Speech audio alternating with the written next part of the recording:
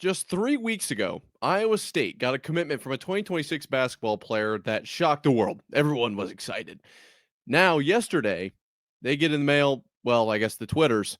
Actually, never mind. It's not ideal, but I don't actually think it's a bad thing. I think there is a silver lining here, and we're talking about it today on Locked On Cyclones.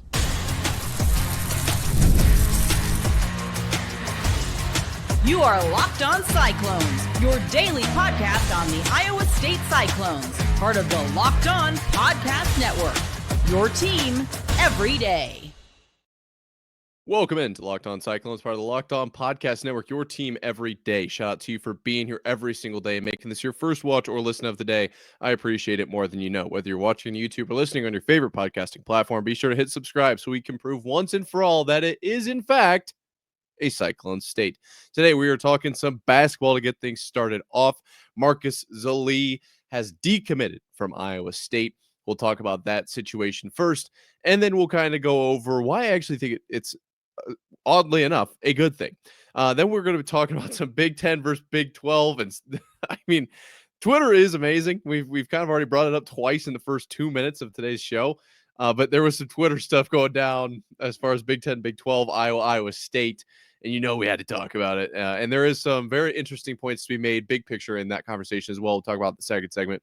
And then finally, in the third segment today, Farmageddon spread released. Who's favored? Who's the underdog? Is it a valid spread?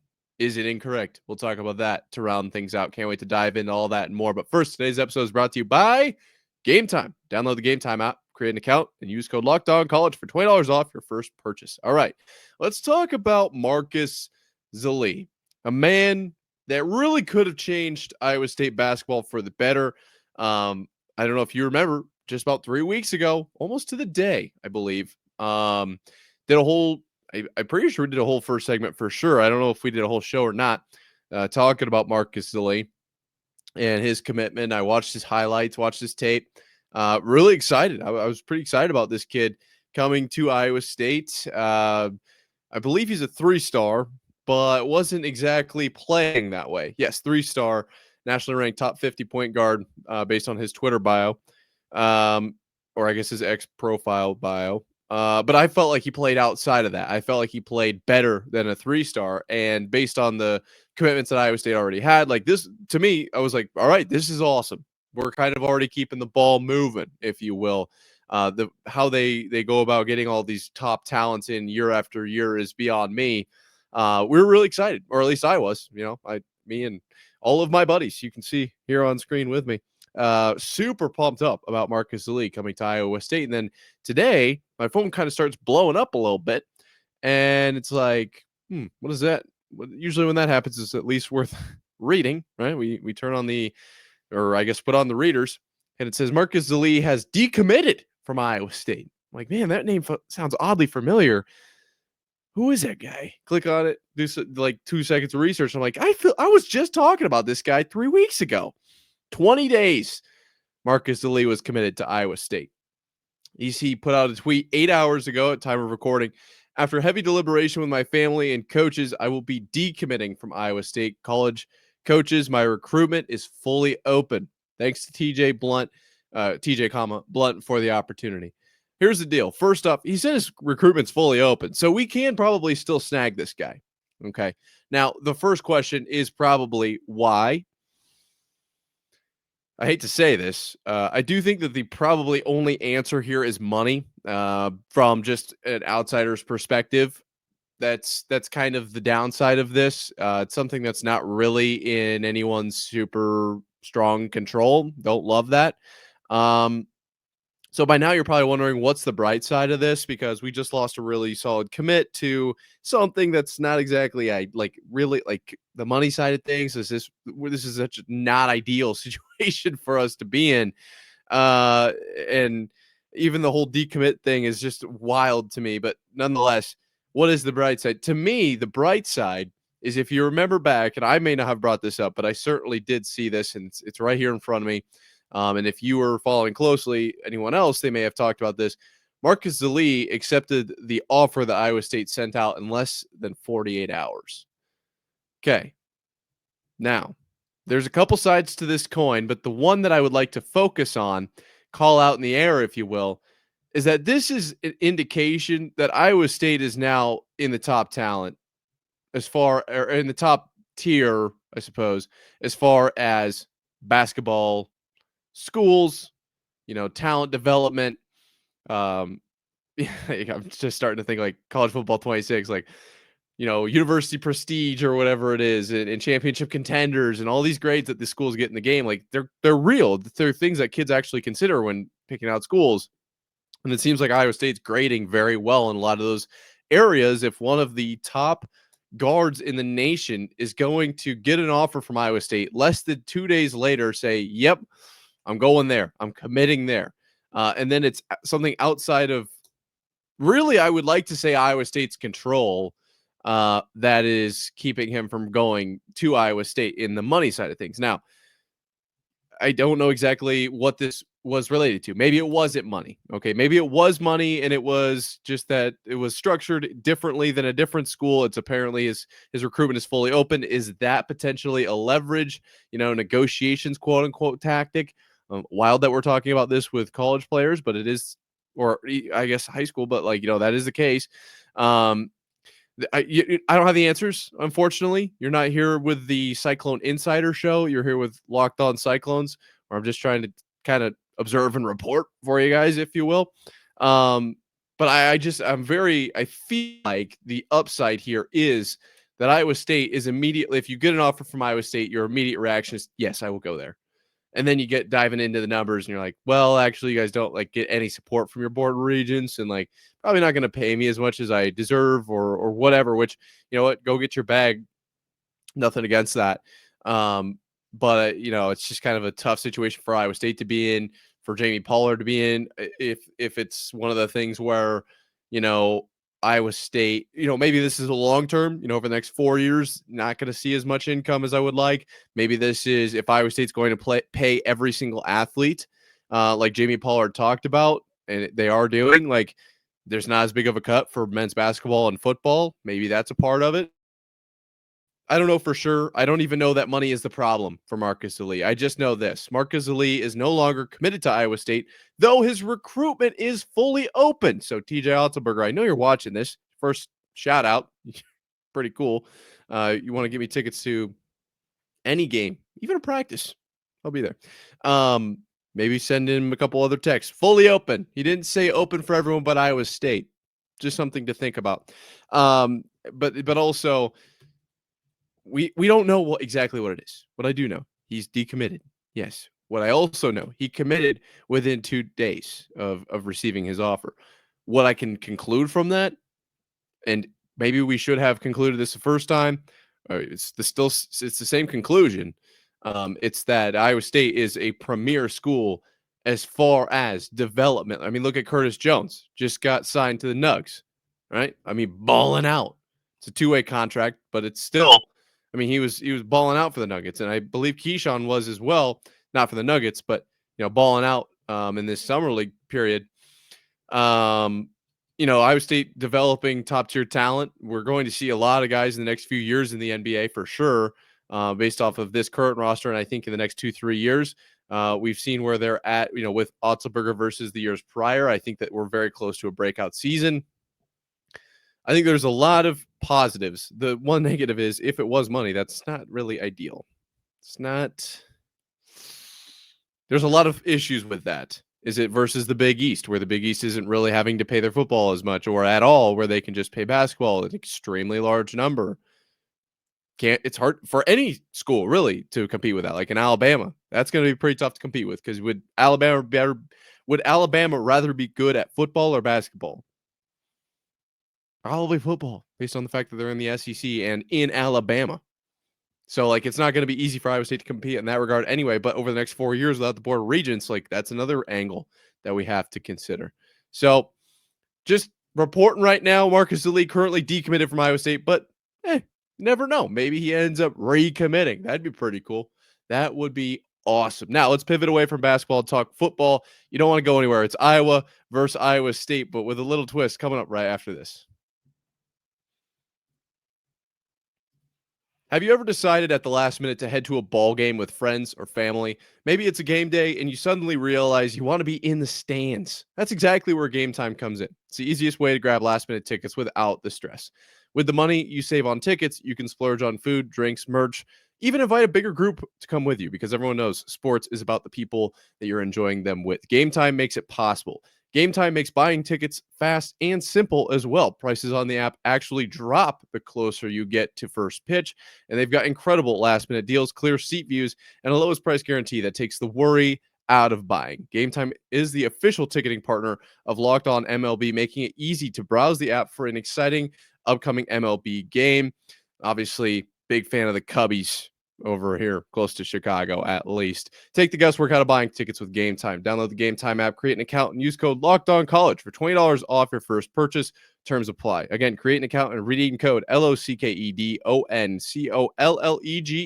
for $20 off. Download the Game Time app today.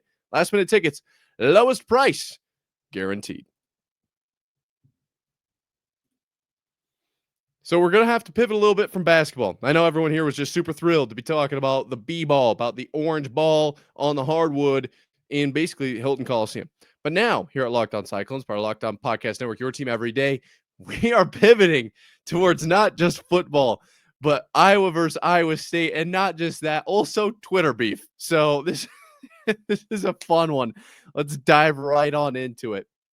Brett McMurphy with, I believe this is On 3.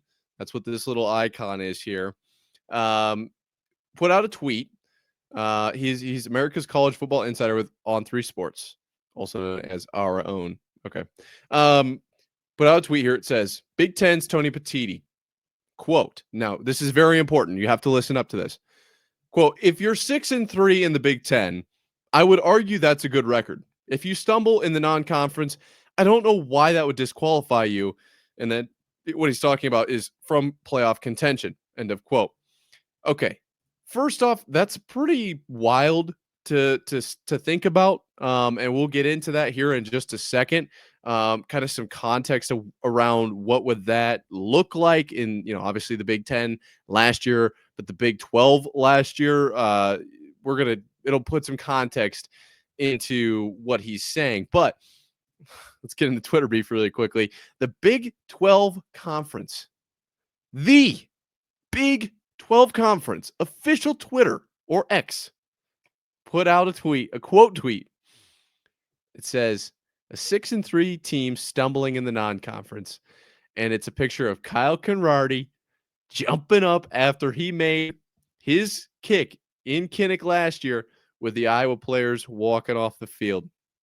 If you remember, Iowa State beat Iowa last year. Iowa went 6-3 in the Big Ten. And yes, there was some other official accounts that responded to this. Iowa State Athletics, Josh Pate, some other big names. A lot of really large burners for both accounts, or for both schools, mind you. Excuse me.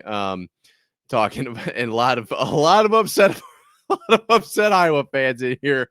I love it. I really, really do. So I just wanted to cover that because it's not every day that you see this from official accounts, right? Generally, it's like a big Iowa State burner that's just like, hey, don't forget about what happened last year.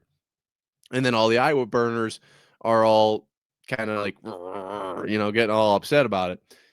No, this was legitimate accounts talking about it. So that being said, let's talk about it. If you're 6-3 in the Big Ten, I would argue that's a good record. If you stumble in the non-conference, I don't know why that would disqualify you. Well, let's take a look at Iowa. What happened to Iowa? Well, at 6-3, I don't think they made the college football playoffs. 6-3 was, of course, their conference record. Let's run through what happened to them last year in the non-conference. They beat Illinois State 40-0. They lost to yours truly. Well, not me. No. I did not get to play in this game. Your favorite team, probably, definitely my favorite team, Iowa State. They lost 19-20. Obviously, everyone remembers the Cal Conradi kick there. Then they did defeat Troy 38-21. As far as in the Big Ten, they lost their first four: Minnesota, Ohio State, Washington, Michigan State. Okay. Did not fare very well against Ohio State. Obviously, I think that's pretty clear. Then after Michigan State, that second conference loss or third loss of the year, they ended up beating Northwestern and Wisconsin. They lost to UCLA in an ugly 17-20 battle, I guess. Then they got Maryland and Nebraska to finish out the year, and they ended up against Missouri in the Music City Bowl, losing that one 24-27. Not ideal. Not ideal for Iowa. Looking at the Big Ten, then where does that put them? Well, they come in at 2, 4, 6, sixth place, I believe, is where that is in the Big Ten. You've got Oregon and Indiana ahead of them, Penn State, Ohio State, and Illinois. Indiana, a team that arguably should not have made the college football playoffs. Oregon, a very good team. Ohio State, the champions. Penn State, maybe just scared of the big game, whatever it is. Illinois, is that really a college football playoff team? And then Iowa. So Illinois and Iowa, both 6-3 in the conference. What puts Illinois, Iowa, and honestly even Indiana, because we're not going to dive into that, but they are 8-1. But in Illinois or in Indiana or in Illinois or in Iowa, you're telling me that they're better basically within Iowa State is what he's saying there, because they should be in, but Iowa State, no mention there, no mention. So they shouldn't have been in. Looking at the Big 12, who would have been 6-3 in the Big 12? Well, you got a couple of 6-3 schools: Texas Tech, TCU, Baylor, Colorado, Iowa State, BYU, all equal to or better than 6-3 in the Big 12. I absolutely think that BYU was was a college football playoff caliber team last year. That's just my opinion. I think Iowa State was maybe more deserving, but didn't necessarily. I don't know if they were ready. Just really beat up, really injured last season. So I'm not going to fight too hard for that. And I think a lot of Iowa State fans would agree with me there. There is an element of they probably did deserve on some level to go. Maybe depends on kind of who you ask. But I don't know if they would have fared very well. Just really beat up. BYU, I think absolutely was. That's at 7-2 though. Colorado at 7-2, I don't know. Right, that's kind of the nature of the Big 12. Baylor, TCU, and Texas Tech. TCU had a 4-game win streak at the end of the year. Maybe you could argue for TCU. Texas Tech and Baylor. I don't know if I would have maybe made the same argument there. Nonetheless, but basically what Tony Petitti is saying is that in the Big Ten, you just don't need to finish that well, and you should just be able to get in. Don't know if I love that. I don't love it, actually. I just don't think that that's true. More so, I think that like this is that wild argument of like our conference is so much better than yours. So if we all lose to each other, then it doesn't matter because we're all better. Isn't that like the argument? Like if the Big 12 beats each other up, then now we all just stink. That's what you're just saying. It's the same argument. So I don't see where it's like an arbitrary, well, the Big Ten's better, I guess, because what, you had the champion? Congratulations, but they lost to Michigan in the same conference. So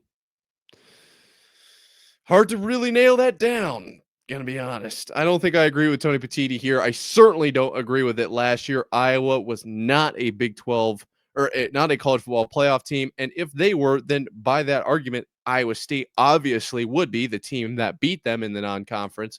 I don't think that that's true at all. But I did love Twitter getting a little active here. Iowa State Athletics, the Big 12 conference, coming to back up the Big 12 and obviously Iowa State in this one. And Iowa catching a stray is always a good time. I love that literally every time it happens. So let me know what you think down below. Also predict either at Nick_Marv on Twitter or X or in the comments below. Will Iowa State defeat Iowa this year? We'll talk about this a billion times, trust me, because I love it. And if they do, by how much? Your first predictions down below. Coming right up after this, we're going to talk about Farmageddon, though, the first game of the year. The spread has dropped. Was it accurate? We'll see.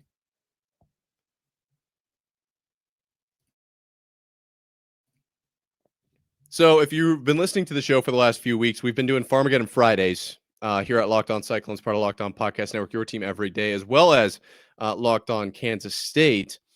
We've got an in-depth breakdown of obviously Iowa State, but also Kansas State, and everything, really every position group, kind of, coach mentality. We know the Wildcats pretty well by now. Of course, we know the Cyclones. That's pretty much a given. If you've been playing any college football 26, for me, it's been really cool to be like, oh yeah, I know all of these guys, even like down to the backups and stuff. So feel like we know these teams pretty well. And when the spread dropped for the I guess the biggest game of the year, really, maybe. But more, what I was going to say is the first game of the year, I was pretty shocked. I've got to hear from ESPN saying that Kansas State is a 3-point favorite in Farmageddon. Shocking to me. Absolutely shocking. Why? Well, I couldn't tell you why that is the spread. I can tell you why I think that that's wrong, though. Well, actually, I can tell you why I think maybe that's partially the spread. Partially why I think that's the spread. I think more of it comes down to Kansas State is a Big 12 title favorite. Last I checked. I didn't check before, prior to this. It just literally popped in my head like, hey, remember this? Yeah, Big 12 favorite. So it would make sense that they would be a favorite in this game. And actually, Iowa State only being a 3-point dog to a Big 12 favorite makes me feel pretty good about Iowa State. It really does. Because I think Iowa State should be a Big 12 favorite, a Big 12 champion, if you will, a favorite to get the big bad trophy at the end of the year, that Dr. Pepper Bowl, I guess, or whatever you want to call it. I think Iowa State's absolutely in that conversation. But the sports books, I don't think had Iowa State in that same tier. They did have Kansas State. It makes sense that they would take them at -3. However, I think Iowa State, if I could pick the spread, and we'll probably talk about this on Friday, but if I could pick the spread, I think I would take Iowa State at +6 or -6, 6-point favorites. I know that I'd probably put a hook on it, 6.5. It's going to be right around that mark. I think 6, obviously with just the way that football works out, if it's 2 field goals instead of a touchdown at one point in the game, it's going to affect how that's going to go out. I do think that this will end up being a very tight game by the end of it.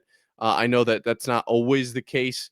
Iowa State and Kansas State, not always literally down to the wire. But I think that this year, both of these teams are unbelievable. I want to just start there. I'm not saying that Kansas State is some poorly run organization, really shouldn't be considered in this game. I'm not saying that. But I am saying that I think that Iowa State is better. Let's make that very clear. Both of those points being true kind of puts you in a position where it's going to be close. It's going to be a close game. Now, could the ball bounce one team's way a little bit and, maybe some garbage time points blows it up where it's, it did show the final score being 24-14 or 24-10. But, it really was 17-10, or it really was maybe 16-10 or whatever. The last few minutes kind of make it look like it wasn't that close. Could happen. Definitely could happen. Hypothetically speaking, Team A could be down 7. Team A could be down 6. Throw a pick 6. Like that kind of stuff can happen. So it might not. I'm just saying I don't know if the final score will be a 1-score game, but I do think it will play out in that way. The way that Kansas State has been described to me via Christian Rao of Locked On Kansas State, I think that they'll be able to move the ball. I don't think they're going to be running away, scoring a ton of points. The reason I say that is I think that Iowa State's defense this season is going to be one of their strong suits. I absolutely think the linebackers are, well, I almost said probably, but I don't even think that's true. I absolutely think the linebackers are one of the strongest units on Iowa State's roster. I guess we will have to see, because that's not necessarily what Campbell says. It's not necessarily what everyone around the team thinks, But me personally, I think the linebackers could be the key to success for Iowa State this season because they are significantly better, in my opinion, than last year. Okay.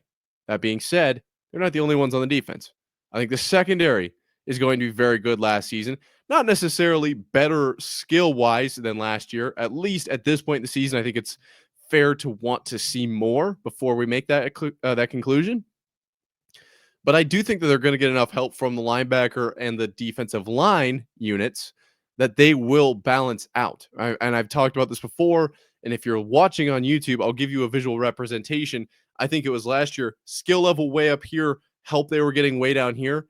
And now it's going to kind of even out in the middle, right? For audio listeners, let's say out of 0 100, just to make the math easy, they were getting 100 in the skill department and 0 in the help department. This year it's kind of 50-50.